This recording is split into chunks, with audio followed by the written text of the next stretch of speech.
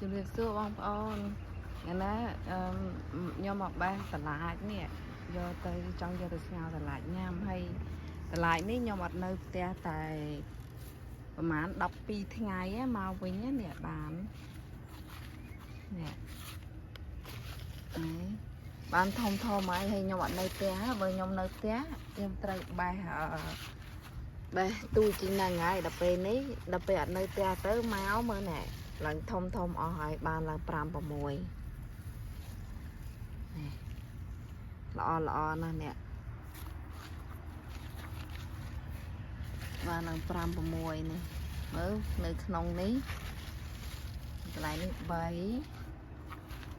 នេះតឡាចដែលដុះនៅក្នុង green house ខ្ញុំនេះធ្លាក់គ្រាប់បងប្អូនធ្លាក់គ្រាប់ដល់ពេលអញ្ចឹងទៅវាចេះតែដុះល្អទៅក៏ខ្ញុំទុកវាអញ្ចឹងបណ្ដោយទៅ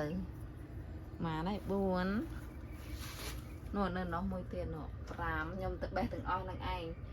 ពីព្រោះអីធំហើយបើខ្ញុំនៅតែខ្ញុំបេះតូចជាងនឹងបាត់ហើយតែនេះឡើងធំប៉ុណ្ណាណៃបាត់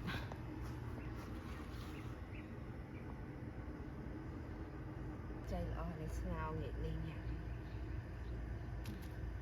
នៅខាងក្នុងនោះមួយទៀត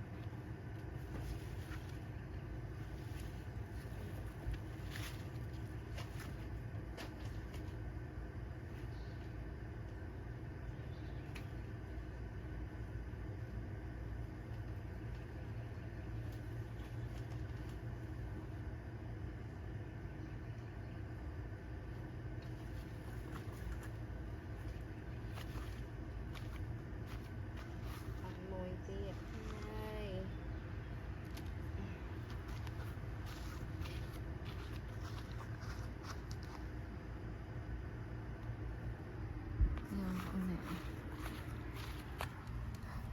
បាន6នេះ